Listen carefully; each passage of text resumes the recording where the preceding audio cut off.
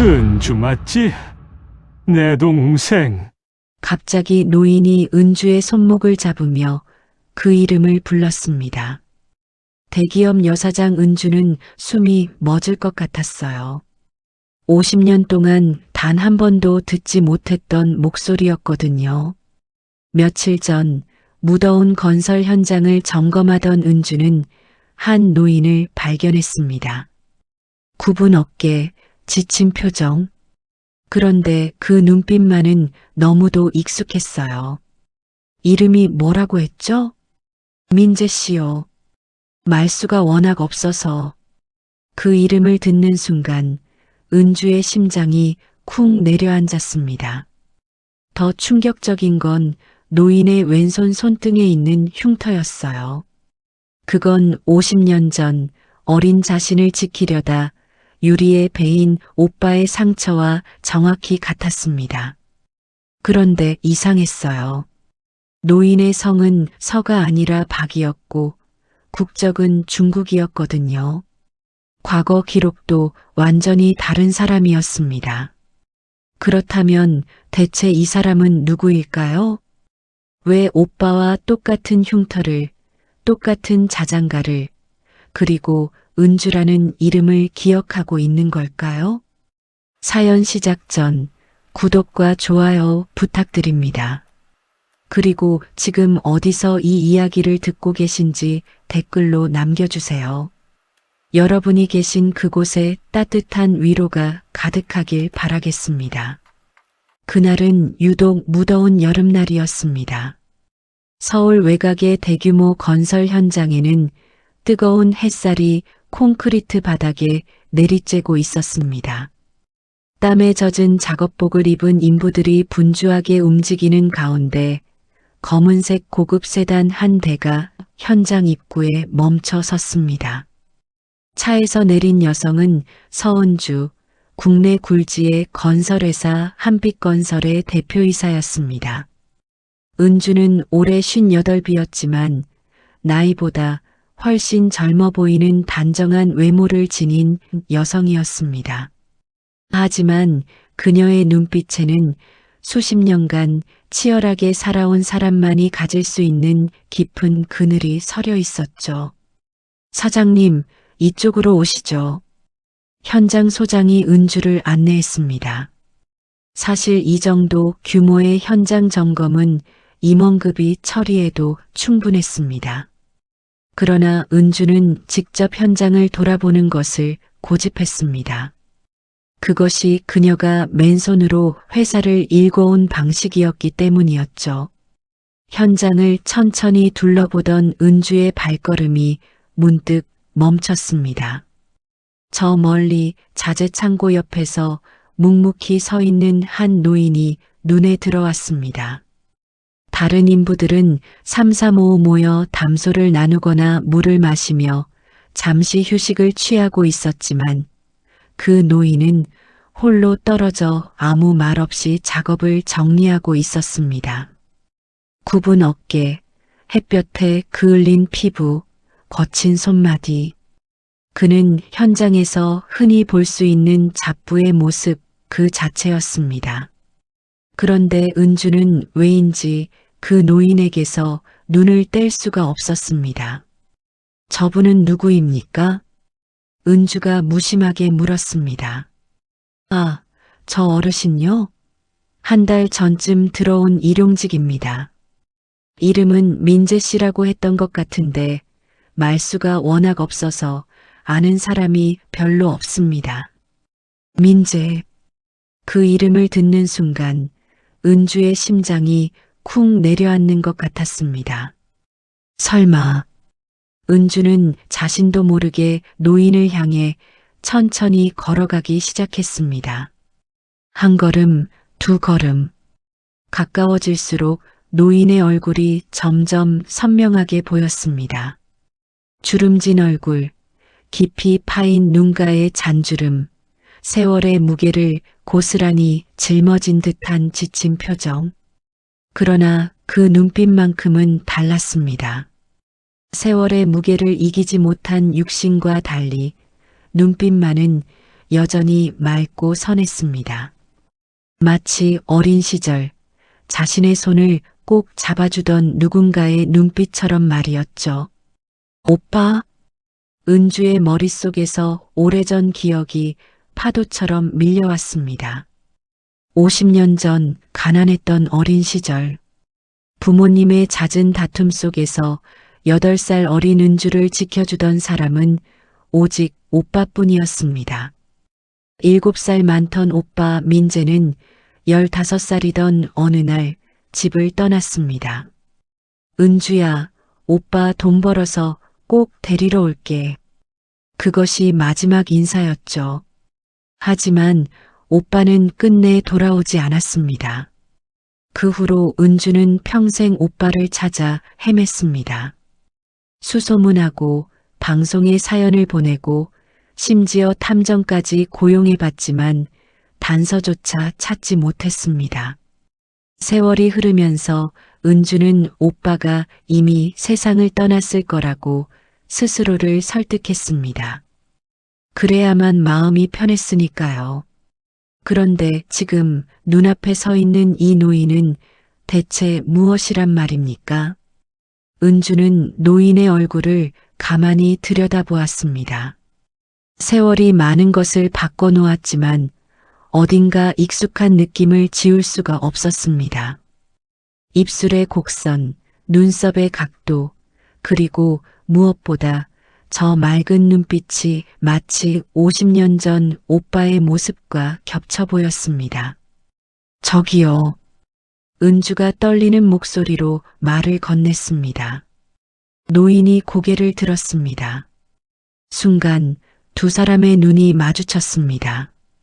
노인의 눈빛이 미세하게 흔들렸습니다. 마치 무언가를 떠올리려는 듯 아니면 오래전에 잃어버린 기억의 조각을 더듬는 듯한 표정이었죠. 은주는 가슴이 터질 것 같았습니다. 묻고 싶은 말이 목구멍까지 차올랐지만 차마 입 밖으로 꺼낼 수가 없었습니다. 혹시 당신이 내 오빠입니까? 그 한마디가 왜 이렇게 무겁게 느껴지는지요. 만약 아니라면 또다시 실망해야 할까봐 두려웠습니다. 하지만 만약 맞다면 50년의 그리움이 한꺼번에 쏟아져 나올 것 같아 더 두려웠습니다. 은주는 떨리는 손을 꾹 쥐며 노인을 바라보았습니다. 운명은 때로 가장 예상치 못한 곳에서 우리를 기다리고 있습니다. 그날 뜨거운 햇살이 내리쬐던 그 공사 현장이 바로 은주에게는 그런 곳이었습니다. 그날 밤 은주는 잠을 이룰 수가 없었습니다. 고급 아파트의 넓은 거실 창문 너머로 서울의 야경이 반짝이고 있었지만 은주의 눈에는 아무것도 들어오지 않았습니다. 소파에 앉은 채 멍하니 허공을 바라보던 그녀의 머릿속에는 오직 낮에 본 그 노인의 얼굴만이 맴돌고 있었죠. 정말 오빠일까? 은주는 자신도 모르게 오래된 앨범을 꺼내 들었습니다. 빛바랜 사진 속에는 어린 시절의 가족이 담겨 있었습니다. 아버지, 어머니, 그리고 오빠와 자신. 단 4명뿐인 작은 가족이었지만 그 시절은 행복보다 고통이 더 많았던 시간이었습니다. 집은 늘 가난했습니다. 아버지는 일용직을 전전하며 하루하루를 겨우 버텼고 어머니는 남의 집 빨래와 청소를 하며 생활비를 보탰습니다. 그래도 입에 풀칠하기 빠듯한 날이 대부분이었죠. 가난은 사람의 마음을 갉아먹는 법이었습니다. 부모님은 점점 지쳐갔고 그 지침은 잦은 다툼으로 이어졌습니다. 맨날 술만 처먹고 애들은 뭘 먹고 살라고. 그럼 내가 뭘 어쩌란 말이야. 일이 없는데. 밤마다 터지는 고함 소리에 어린 은주는 이불을 뒤집어 쓰고 울음을 삼켰습니다. 그때마다 오빠 민재가 은주의 곁으로 다가와 등을 토닥여 주었죠. 은주야, 괜찮아. 오빠가 있잖아. 오빠의 손은 언제나 따뜻했습니다. 거칠고 투박했지만 그 손이 은주의 머리를 쓰다듬어 주면 세상 모든 두려움이 사라지는 것 같았습니다. 오빠는 은주에게 유일한 안식처였고 든든한 버팀목이었습니다. 하지만 그런 오빠도 결국 한계에 부딪혔습니다.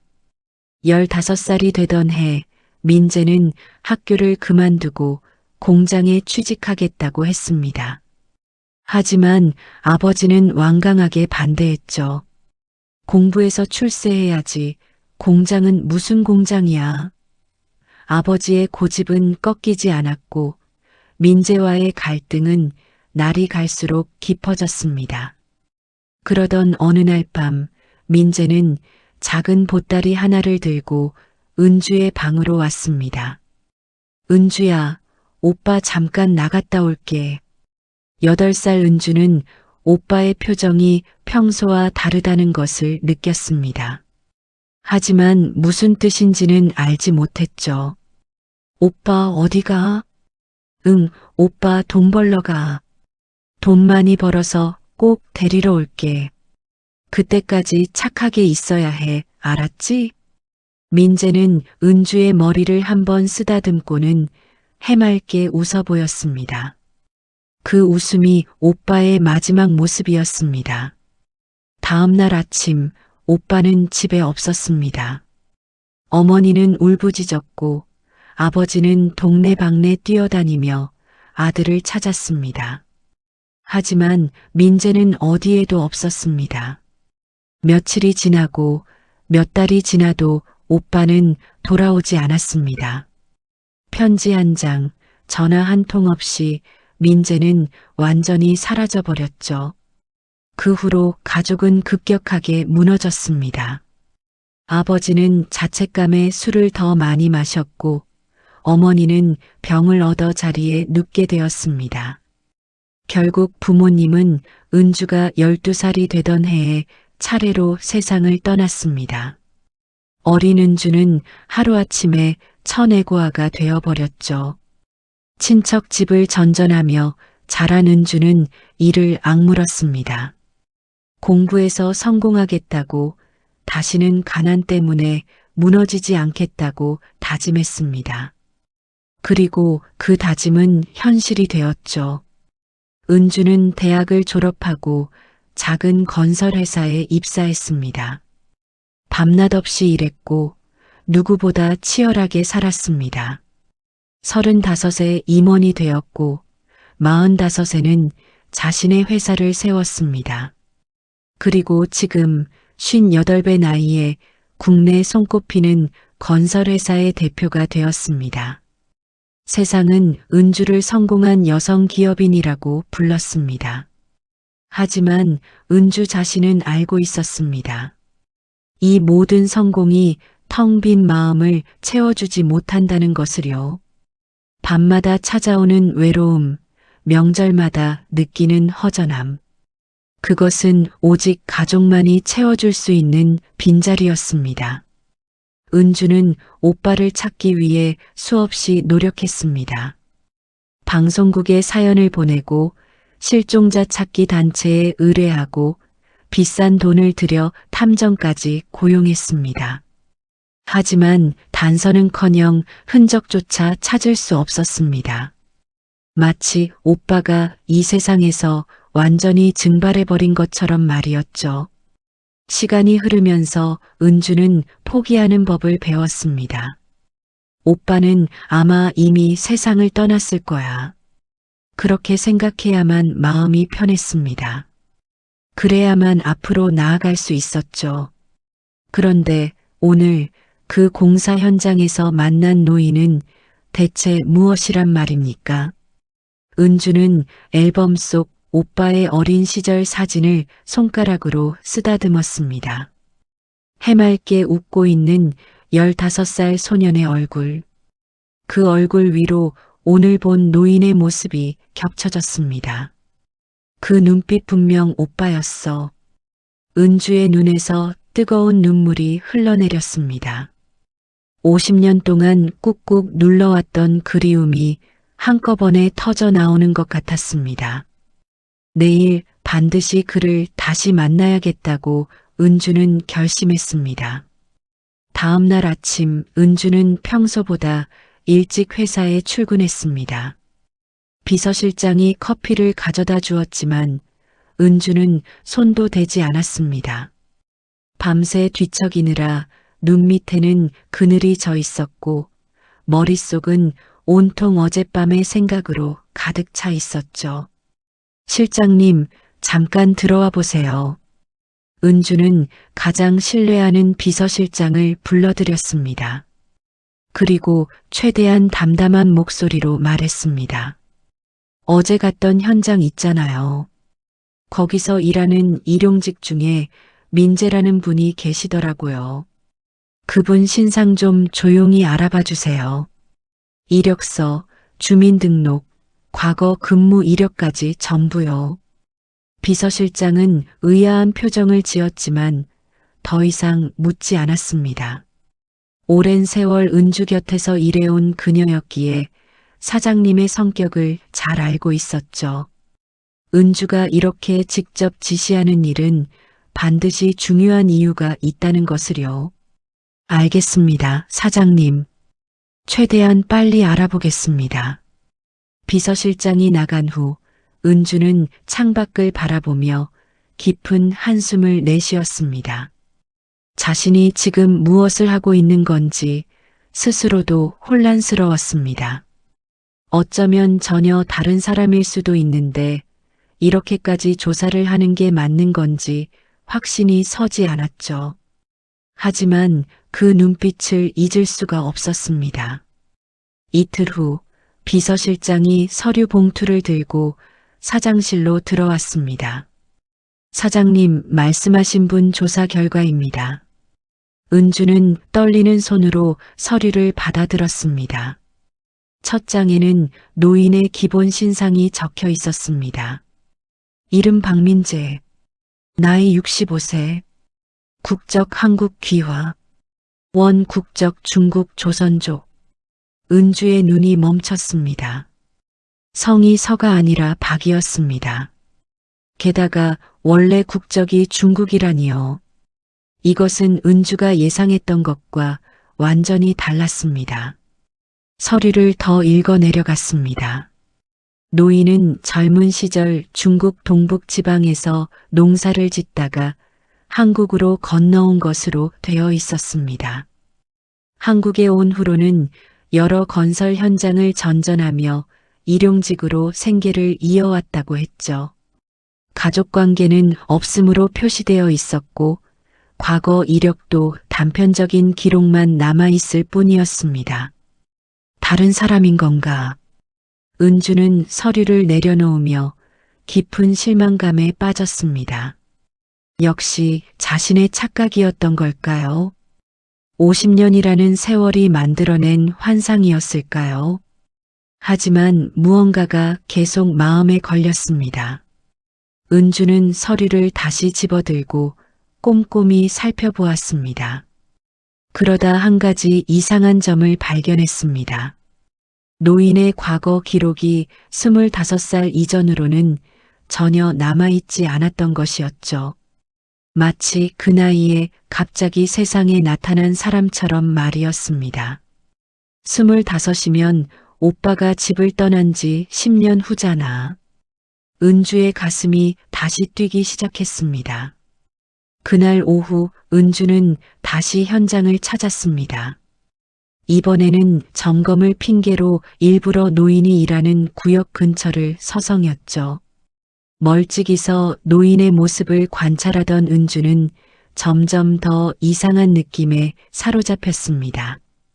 노인이 삽을 쥐는 방식, 무거운 자재를 옮길 때 허리를 숙이는 각도, 잠깐 쉴 때 손등으로 이마에 땀을 훔치는 습관.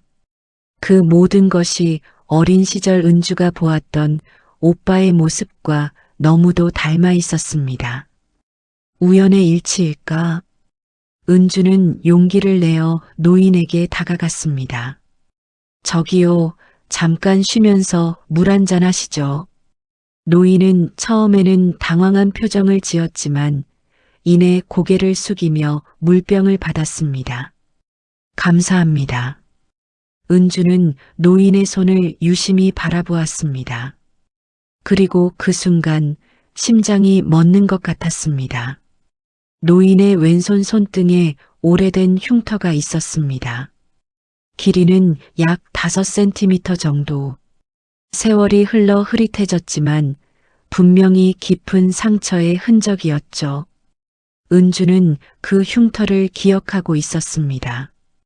오빠가 13살 때였습니다. 은주를 괴롭히던 동네 아이들과 싸우다가 깨진 유리병에 손을 베었죠. 피가 철철 흘렀지만 오빠는 울지 않았습니다. 오히려 겁에 질린 은주를 안심시키며 웃어 보였죠. 괜찮아, 은주야. 이 정도는 아무것도 아니야. 오빠가 늘 지켜줄게. 그때 생긴 흉터가 바로 저 자리, 저 모양이었습니다. 은주는 숨을 삼켰습니다. 우연이라고 하기에는 너무도 정확했습니다. 성이 다르고 국적이 다르고 과거 기록이 전혀 맞지 않았지만 저 흉터만큼은 거짓말을 할 수 없었습니다. 노인이 고개를 들어 은주를 바라보았습니다. 왜 그러십니까? 은주는 급히 시선을 돌렸습니다. 아, 아니에요. 그냥 손을 다치신 적이 있으신가 해서요. 노인은 자신의 손등을 내려다보더니 담담하게 말했습니다. 이거요?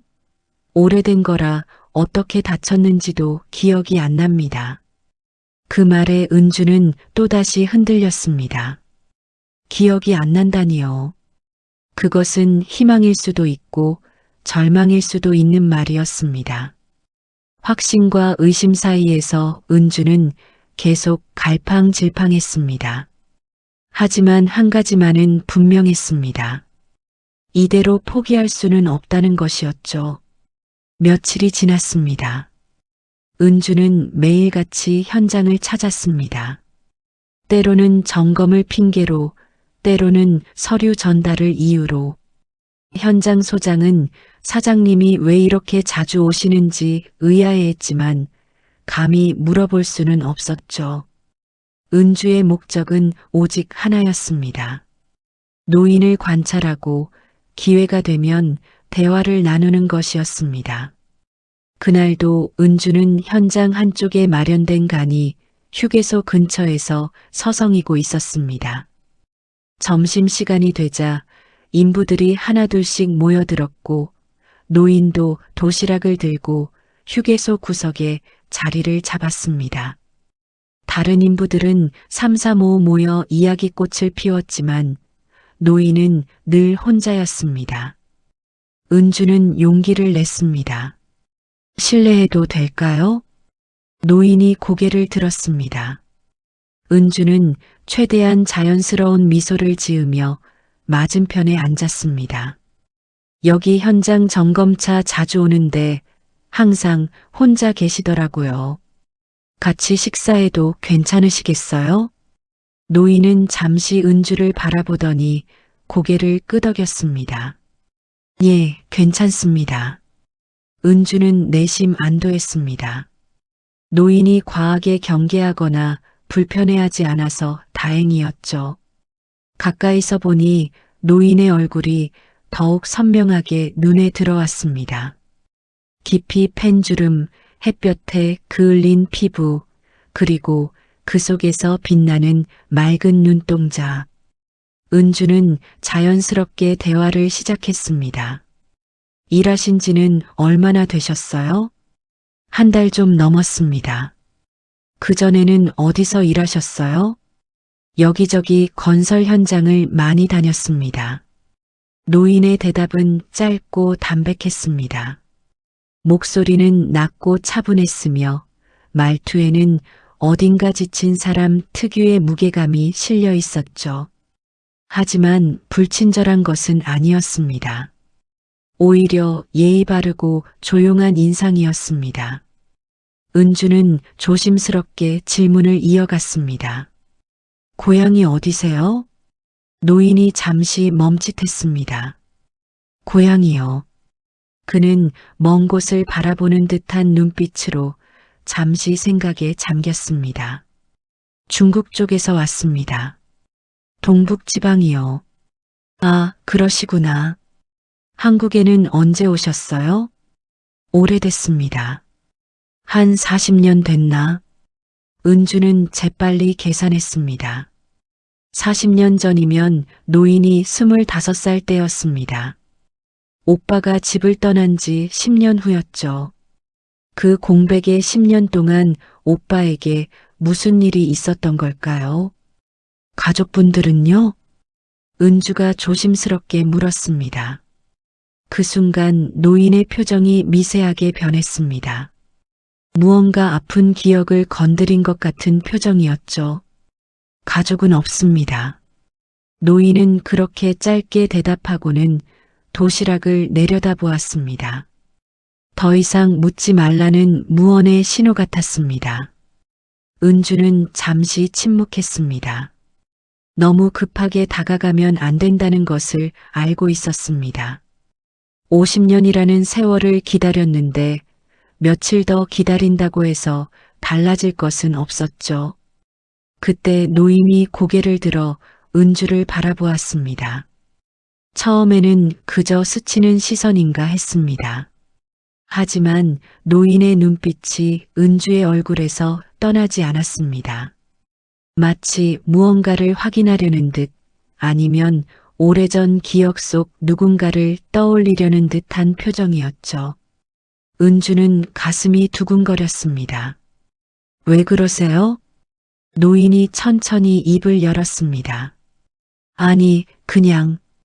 그는 말끝을 흐렸습니다. 하지만 시선은 여전히 은주에게 고정되어 있었죠. 누굴 닮았네요? 그 한마디에 은주의 심장이 멎는 것 같았습니다. 숨을 쉬는 것조차 잊어버린 채 노인을 바라보았습니다.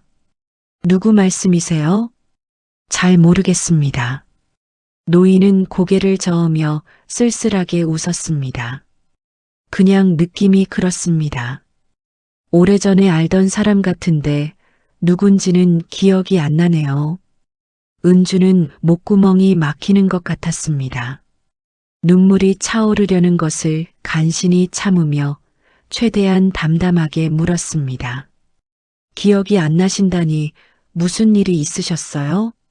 노인은 한참을 망설이다가 천천히 말을 꺼냈습니다. 옛날에 사고를 당했습니다. 교통사고요.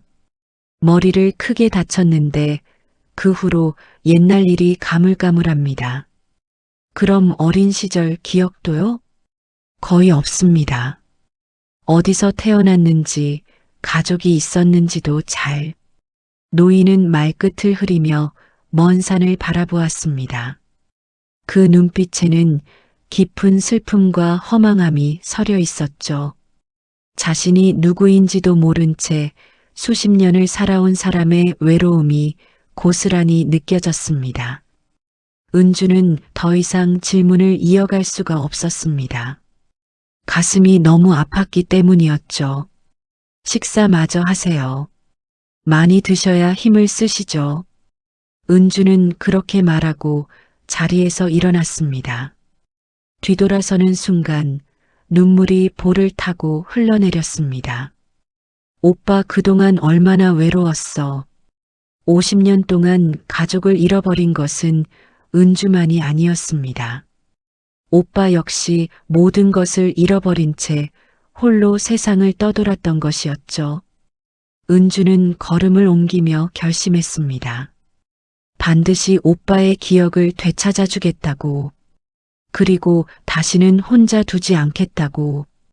그 후로 은주는 틈만 나면 현장을 찾았습니다.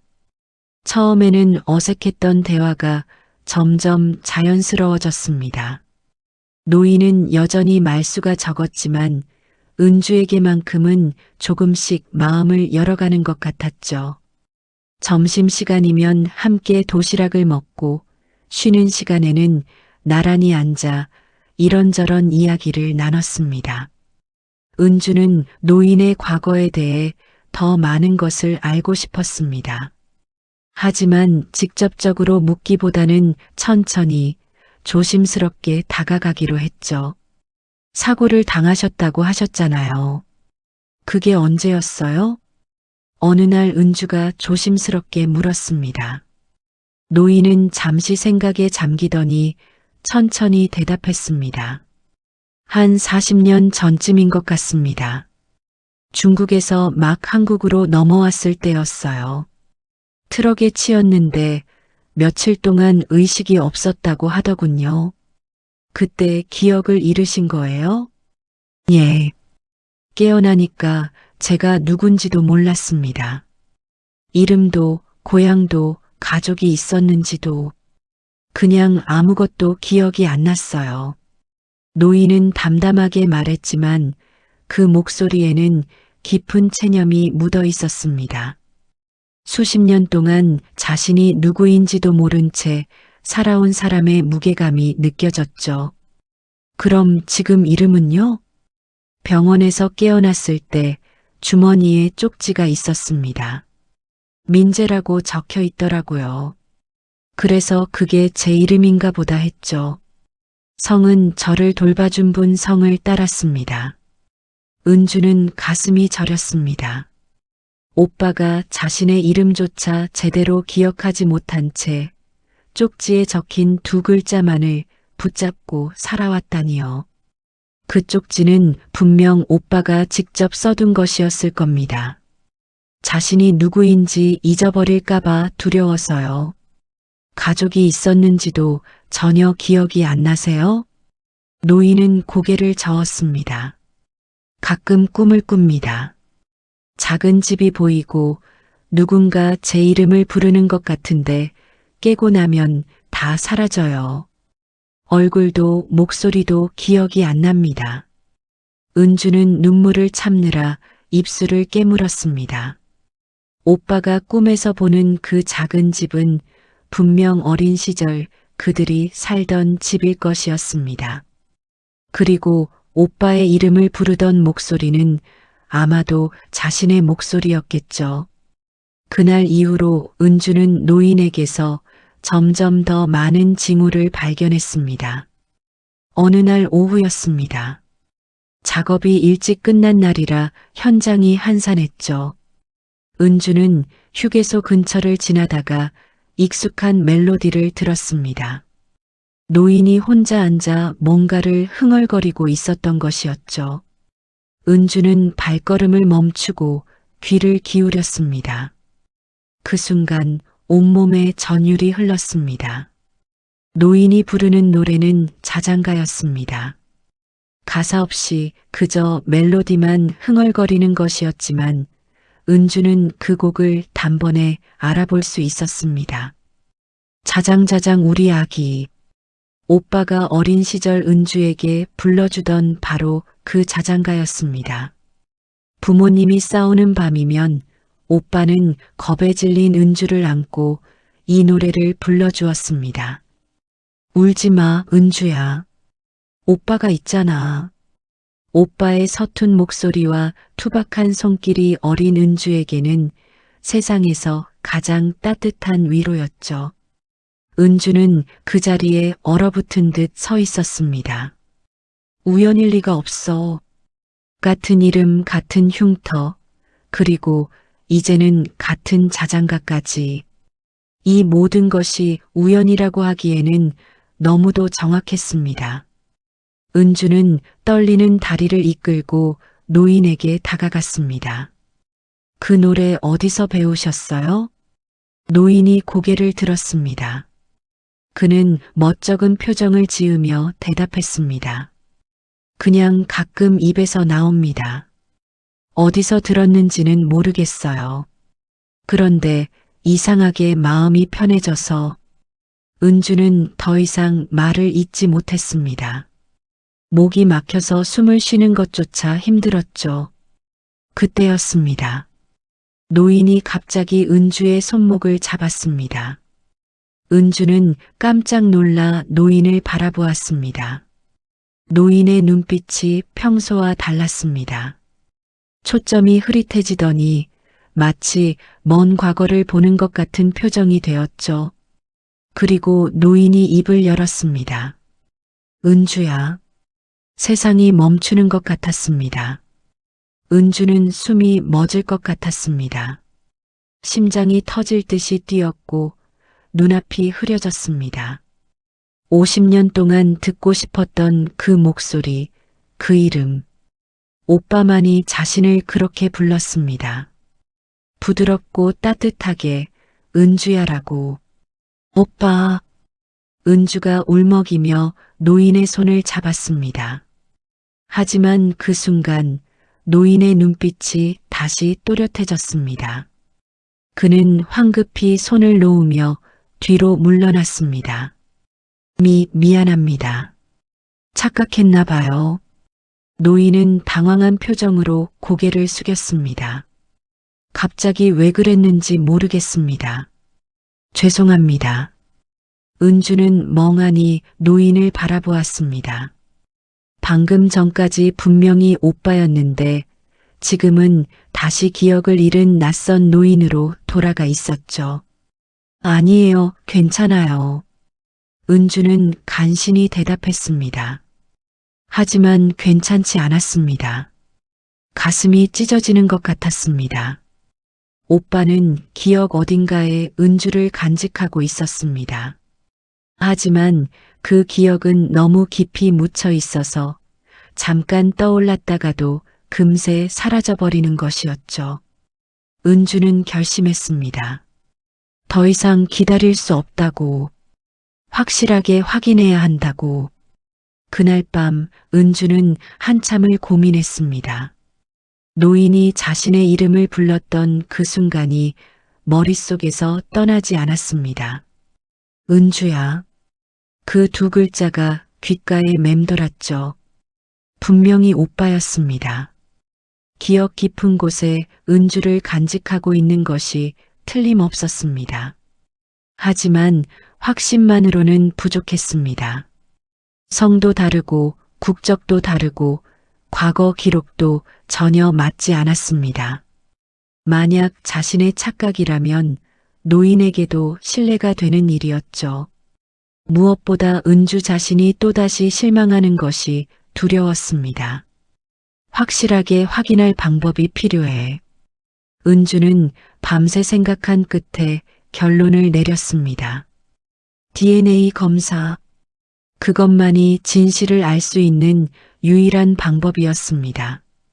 다음 날 은주는 현장을 찾았습니다. 점심시간이 되자 노인은 여느 때처럼 휴게소 구석에 자리를 잡았습니다. 은주는 떨리는 마음을 애써 누르며 노인에게 다가갔습니다. 같이 앉아도 될까요? 노인이 고개를 끄덕였습니다. 은주는 맞은편에 앉아 잠시 망설이다가 입을 열었습니다. 저드릴 말씀이 있어요. 노인이 은주를 바라보았습니다. 은주는 심호흡을 하고 천천히 말을 꺼냈습니다. 제가 며칠 동안 많이 고민했어요. 어떻게 말씀드려야 할지 몰라서요. 무슨 말씀이신지. 은주는 노인의 눈을 똑바로 바라보았습니다. 저는 어린 시절에 오빠를 잃었어요. 50년 전에 집을 나간 후로 소식이 끊겼죠. 평생 찾아다녔지만 단서조차 얻지 못했어요. 노인은 조용히 듣고 있었습니다. 그런데 어르신을 처음 뵀을 때 심장이 멈추는 것 같았어요. 눈빛이 제 오빠와 너무 닮았거든요. 은주의 목소리가 떨리기 시작했습니다. 그리고 손등의 흉터, 흥얼거리시던 자장가, 그리고 며칠 전에 저를 부르셨던 그 이름까지 전부 제 오빠와 똑같았어요. 노인의 표정이 굳어졌습니다. 그는 무슨 말을 해야 할지 모르는 듯 한참을 침묵했습니다. 그래서 확인하고 싶어요. 은주가 조심스럽게 말했습니다. 가족인지 아닌지 알 수 있는 방법이 있어요. DNA 검사라는 건데 혈액이나 머리카락만 있으면 가능하다고 해요. 어르신만 허락해 주시면 제가 모든 걸 준비할게요. 노인은 한동안 아무 말도 하지 않았습니다. 그의 눈빛에는 복잡한 감정이 스쳐 지나갔습니다. 놀람, 당혹감, 그리고 어딘가 두려움 같은 것이 섞여 있었죠. 저는 노인이 천천히 입을 열었습니다. 기억이 없는 사람입니다. 제가 누군지도 모르고 가족이 있었는지도 모릅니다. 그런 제가 검사를 받아서 만약 아니라면 어떻게 합니까? 은주는 노인의 말을 조용히 들었습니다. 사장님께 실망을 드리게 될까봐 걱정됩니다. 저 같은 사람이 누군가의 가족이었을 리가. 노인은 말끝을 흐렸습니다. 그 목소리에는 오랜 세월 혼자 살아온 사람의 자책감이 묻어 있었습니다. 은주는 가슴이 아팠습니다. 오빠는 자신이 누군가의 가족일 자격이 없다고 생각하고 있었던 것이었죠. 어르신. 은주가 부드럽게 하지만 단호하게 말했습니다. 저는 결과가 어떻게 나오든 상관없어요. 만약 아니더라도 실망하지 않을 거예요. 하지만 확인하지 않고 그냥 지나칠 수는 없어요. 그건 저한테도 어르신한테도 너무 가혹한 일이에요. 은주는 노인의 거칠고 주름진 손을 조심스럽게 잡았습니다. 제발 저한테 기회를 주세요. 오빠를 찾을 수 있는 마지막 기회일지도 몰라요. 노인은 은주의 손을 내려다보았습니다. 작지만 따뜻한 손이었죠. 그 온기가 노인의 굳은 마음을 조금씩 녹이는 것 같았습니다. 한참을 침묵하던 노인이 마침내 고개를 끄덕였습니다. 알겠습니다. 검사를 받겠습니다. 은주의 눈에 눈물이 고였습니다. 감사합니다. 정말 감사합니다. 검사는 며칠 후 조용히 진행되었습니다. 은주는 신뢰할 수 있는 대학병원에 의뢰했습니다. 노인이 불편하지 않도록 병원 측에 특별히 부탁해서 개인 진료실에서 체열을 진행했죠. 노인은 긴장한 표정이었지만 은주가 곁에서 손을 잡아주자 조금씩 안정을 찾았습니다.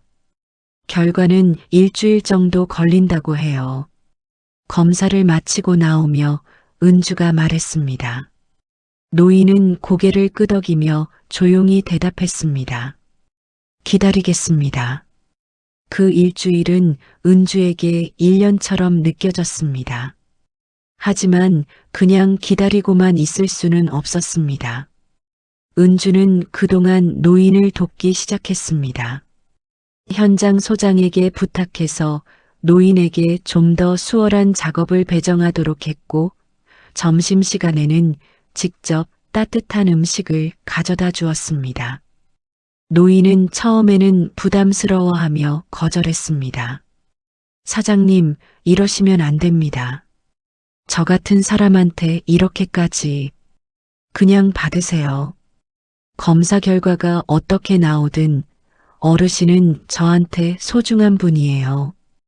은주의 단호한 말에 노인은 더 이상 거절하지 못했습니다. 며칠이 지나면서 노인의 얼굴에도 조금씩 생기가 돌기 시작했습니다. 여전히 말수는 적었지만 은주를 볼 때면 작은 미소를 짓곤 했죠. 그 미소가 은주에게는 무엇보다 큰 위로였습니다. 그리고 마침내 일주일이 지났습니다. 병원에서 연락이 왔습니다. 결과가 나왔다고요. 은주는 전화를 받는 손이 떨렸습니다. 50년을 기다려온 순간이었습니다. 진실이 밝혀지는 순간이었죠. 결과를 직접 오셔서 확인하시는 게 좋겠습니다. 담당 의사의 목소리는 담담했지만 은주는 그 말 속에서 무언가를 느꼈습니다. 은주는 노인에게 연락했습니다. 결과가 나왔대요. 같이 가실 수 있으세요? 전화기 너머로 노인의 떨리는 숨소리가 들렸습니다. 예, 가겠습니다. 병원으로 가는 차 안은 무거운 침묵으로 가득했습니다. 은주는 운전대를 잡은 손에 힘을 주며 앞만 바라보았습니다. 옆자리에 앉은 노인도 창밖만 응시한 채 아무 말이 없었죠. 두 사람 모두 입을 열기가 두려웠습니다. 곧 마주하게 될 진실이 기대이기도 하고 두려움이기도 했으니까요. 병원에 도착했습니다. 담당 의사가 두 사람을 진료실로 안내했습니다. 은주와 노인은 나란히 의자에 앉았습니다. 의사가 서류 봉투를 꺼내며 입을 열었습니다. 검사 결과가 나왔습니다. 은주는 심장이 목구멍까지 올라오는 것 같았습니다. 손을 꽉 쥐고 의사의 다음 말을 기다렸죠. 의사가 서류를 펼쳤습니다. 두 분의 DNA를 분석한 결과 의사가 잠시 말을 멈추었습니다. 그리고 은주를 바라보며 천천히 말했습니다. 가족관계 일치율이 매우 높게 나왔습니다. 99.97%입니다. 은주는 숨이 멎는 것 같았습니다. 형제, 그 중에서도 친남매일 확률이 사실상 확정적입니다. 의사의 말이 귀에 들어왔지만 머리로는 이해가 되지 않았습니다. 은주는 멍하니 서류를 바라보았습니다. 99.97%. 그 숫자가 눈앞에서 아른거렸죠. 오빠야, 정말 오빠였어. 그 순간 은주의 무릎에서 힘이 빠졌습니다. 의자에서 미끄러지듯 바닥에 주저앉은 은주는 두 손으로 얼굴을 감싸며 울음을 터뜨렸습니다. 50년 동안 참아왔던 모든 감정이 한꺼번에 쏟아져 나왔습니다. 그리움, 슬픔, 기쁨, 안도. 그 모든 것이 뒤섞여 눈물이 되어 흘러내렸죠. 오빠, 오빠. 은주는 주체할 수 없는 울음 속에서 그 이름만 반복했습니다. 노인은 갑작스러운 상황에 당황했습니다. 그는 은주를 내려다보며 어찌할 바를 몰랐죠. 의사의 말이 무슨 뜻인지, 은주가 왜 우는지 제대로 이해하지 못하는 표정이었습니다.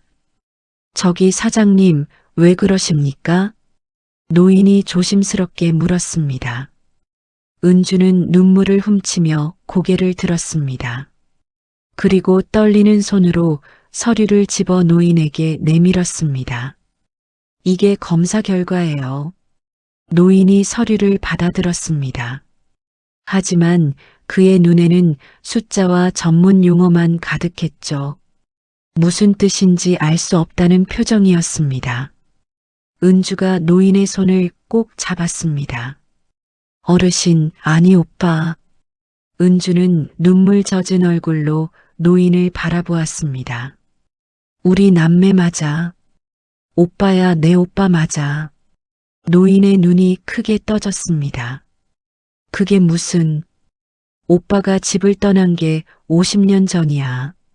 그때 오빠는 15살이었고 나는 8살이었어. 오빠는 돈 벌어서 데리러 오겠다고 했어. 근데 안 왔어. 아무리 기다려도 안 왔어. 은주의 목소리가 떨렸습니다. 평생 찾아다녔어. 어디 있는지 살아있기는 한 건지. 근데 찾을 수가 없었어. 그래서 포기했어. 오빠가 죽은 줄 알았어. 노인은 멍하니 은주를 바라보았습니다. 그의 입술이 파르르 떨리고 있었죠. 근데 오빠가 여기 있었어. 이렇게 가까이에. 은주는 노인의 손을 더욱 꽉 잡았습니다. 오빠 나야. 은주야. 기억나? 오빠가 나한테 자장가 불러줬잖아. 밤마다 무서워하는 나 안아주면서. 그리고 오빠 손등에 있는 그 흉터. 나 지키려다가 다친 거잖아. 기억나? 노인의 눈빛이 흔들리기 시작했습니다. 은주의 말 한마디 한마디가 그의 머릿속에서 무언가를 건드리는 것 같았습니다. 깊이 묻혀있던 기억의 조각들이 조금씩 떠오르기 시작했죠. 은주야. 노인의 머릿속에 작은 목소리가 울렸습니다. 어린 여자아이의 목소리였습니다. 오빠 무서워. 괜찮아, 은주야. 오빠가 있잖아. 갑자기 선명한 장면이 떠올랐습니다. 작은 방, 얇은 이불, 그리고 품에 안긴 어린 여동생. 자신이 서툰 목소리로 자장가를 부르고 있었습니다. 노인의 눈에 눈물이 고이기 시작했습니다. 은주야? 그가 떨리는 목소리로 불렀습니다. 은주는 고개를 끄덕이며 울먹였습니다. 응, 나야. 오빠, 나 은주야. 노인의 머릿속에서 점점 더 많은 기억이 떠올랐습니다. 가난했던 집, 싸우는 부모님, 그리고 자신을 바라보던 어린 여동생의 눈빛. 집을 떠나던 날 밤, 동생의 머리를 쓰다듬으며 했던 약속. 오빠 돈 벌어서 꼭 데리러 올게. 하지만 그 약속을 지키지 못했습니다. 사고를 당하고 기억을 잃고 자신이 누구인지도 모른 채 수십 년을 떠돌았습니다. 그동안 동생은 혼자서 얼마나 힘들었을까요? 노인의 눈에서 뜨거운 눈물이 볼을 타고 흘러내렸습니다. 은주야. 그는 떨리는 손을 뻗어 은주의 얼굴을 감쌌습니다. 주름지고 거친 손이었지만 그 안에는 50년 동안 잃어버렸던 따뜻함이 담겨 있었죠. 미안하다. 오빠가 미안하다. 노인의 목소리는 울음으로 갈라졌습니다. 데리러 간다고 해놓고 못 갔다. 오빠가 약속 못 지켰다. 은주는 고개를 저으며 노인을 끌어안았습니다. 아니야. 아니야, 오빠. 미안하지 않아도 돼. 은주는 오빠의 등을 쓰다듬으며 울었습니다. 살아있어줘서 고마워. 이렇게 다시 만나게 해줘서 고마워. 그것만으로도 충분해. 진료실 안은 두 사람의 울음소리로 가득 찼습니다. 50년이라는 긴 세월, 서로를 잃어버리고 살아온 남매가 마침내 다시 만났습니다. 기억을 잃고 떠돌던 오빠와 그 오빠를 평생 그리워하던 여동생이 서로를 꼭 끌어안고 있었죠. 의사는 조용히 진료실을 나갔습니다. 이 순간만큼은 두 사람만의 것이어야 했으니까요. 한참을 울고 나서야 두 사람은 서로를 바라보았습니다. 눈물 젖은 얼굴이었지만 두 사람 모두 웃고 있었습니다. 오빠, 이제 다시는 안 놓칠 거야. 은주가 말했습니다. 노인은, 아니, 이제는 오빠가 된 민재는 고개를 끄덕이며 여동생의 손을 꼭 잡았습니다. 그래, 은주야. 이제 안 간다. 오빠 이제 어디 안 가. 병원을 나온 후 은주는 곧바로 오빠를 위한 준비를 시작했습니다. 가장 먼저 한 일은 오빠가 편히 지낼 수 있는 거처를 마련하는 것이었습니다. 은주는 자신의 아파트 근처에 있는 깨끗한 빌라를 구했습니다. 넓지는 않았지만 햇살이 잘 들고 조용한 곳이었죠. 오빠가 오랫동안 공사 현장을 전전하며 고생했다는 것을 알기에 최대한 편안한 환경을 만들어주고 싶었습니다. 오빠, 이제 여기서 살아. 필요한 거 있으면 다 말해. 은주가 새 집 열쇠를 건네며 말했습니다. 민재는 한참 동안 집안을 둘러보았습니다. 깨끗한 침대, 새 가구, 냉장고에 가득 채워진 음식들. 수십 년 동안 허름한 쪽방과 컨테이너 숙소를 전전하던 그에게는 꿈만 같은 광경이었죠. 은주야, 이렇게까지 안 해도 되는데. 안 해도 되는 게 아니라 하고 싶은 거야. 오빠가 그동안 얼마나 고생했는데. 은주의 단호한 말에 민재는 더 이상 거절하지 못했습니다. 그는 눈시울을 붉히며 고개를 숙였습니다. 고맙다, 은주야. 그 한마디가 은주에게는 세상 무엇보다 소중하게 들렸습니다. 처음 며칠은 서로 어색했습니다. 50년이라는 세월은 너무도 길었고 그 사이에 두 사람은 완전히 다른 삶을 살아왔습니다. 은주는 치열한 사업 전선에서 싸워왔고 민재는 기억을 잃은 채 떠돌이 생활을 해왔죠. 같은 피를 나눈 남매였지만 서로에 대해 아는 것이 거의 없었습니다. 하지만 시간이 지나면서 조금씩 달라졌습니다. 은주는 매일 퇴근 후에 오빠의 집에 들렀습니다. 함께 저녁을 먹고 차를 마시며 이런저런 이야기를 나눴죠. 은주는 오빠가 떠난 후 자신이 어떻게 살아왔는지 들려주었습니다. 부모님이 돌아가신 일, 친척 집을 전전하며 고생한 일, 이를 악물고 공부해서 성공한 일. 민재는 조용히 듣다가 눈물을 흘렸습니다. 내가 있었으면 그렇게 힘들지 않았을 텐데. 아니야, 오빠. 오빠도 힘들었잖아. 기억도 없이 혼자서 얼마나 무서웠겠어. 두 사람은 서로의 상처를 어루만지며 조금씩 가까워졌습니다. 민재의 기억도 천천히 돌아오기 시작했습니다. 완전히 회복된 것은 아니었습니다. 여전히 과거의 많은 부분이 안개에 쌓인 것처럼 흐릿했죠. 하지만 은주와 함께 시간을 보내면서 조금씩, 아주 조금씩 기억의 조각들이 떠올랐습니다. 어느 날은 어린 시절 살던 집의 구조가 떠올랐습니다. 또 어느 날은 어머니가 끓여주던 된장찌개 냄새가 생각났죠. 그리고 무엇보다 어린 은주의 얼굴이 점점 또렷해졌습니다. 은주야, 너 어렸을 때 맨날 울보였지? 어느 날 민재가 불쑥 물었습니다. 은주는 깜짝 놀라며 웃었습니다. 맞아. 오빠가 맨날 놀렸잖아.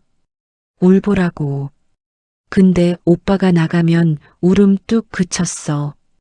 오빠 앞에서만 안 울었어. 은주의 눈에 눈물이 고였습니다. 오빠가 기억하고 있었습니다. 완전하지는 않아도 마음 깊은 곳에 은주를 간직하고 있었던 것이었죠.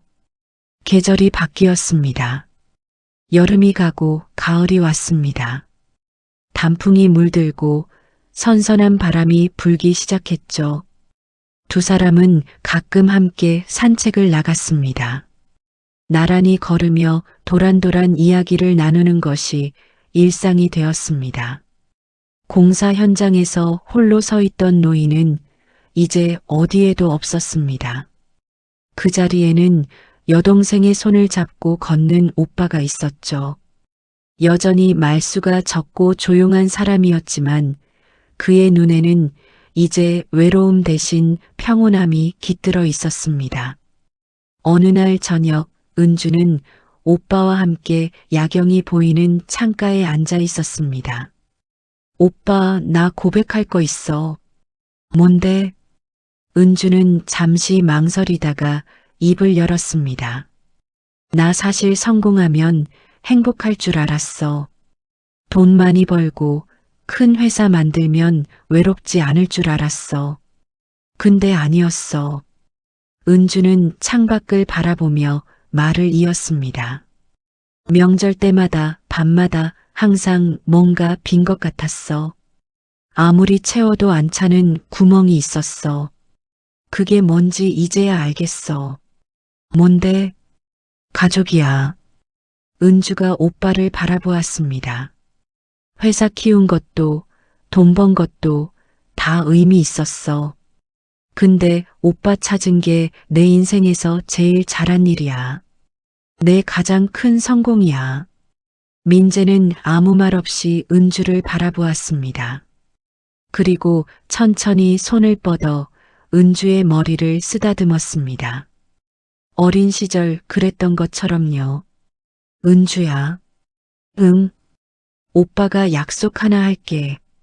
민재의 목소리는 낮았지만 단단했습니다. 다시는 안 가. 어디 안 가. 이제 오빠가 옆에 있을게. 죽을 때까지. 은주의 눈에서 눈물이 흘러내렸습니다. 하지만 슬픈 눈물이 아니었습니다. 50년 동안 기다려온 말을 마침내 들은 기쁨의 눈물이었죠. 나도 약속할게. 오빠 이제 혼자 안 둘 거야. 절대로. 두 사람은 서로를 바라보며 미소 지었습니다. 밖에서는 가을바람이 불고 있었습니다. 나뭇잎이 흩날리고 어디선가 아이들의 웃음소리가 들려왔죠. 세상은 여전히 돌아가고 있었지만 이 작은 방 안의 두 사람에게는 시간이 멈춘 것 같았습니다. 50년의 세월을 건너 두 남매는 마침내 다시 만났습니다. 그리고 이제 다시는 헤어지지 않을 것이었습니다. 오늘 이야기가 당신께 작은 위로가 되었길 바랍니다. 앞으로도 함께 하실 수 있도록 구독과 좋아요 부탁드리고 사연의 주인공에게 전할 따뜻한 말씀도 댓글로 남겨주세요. 당신의 인생을 응원합니다. 인생 지금이었습니다.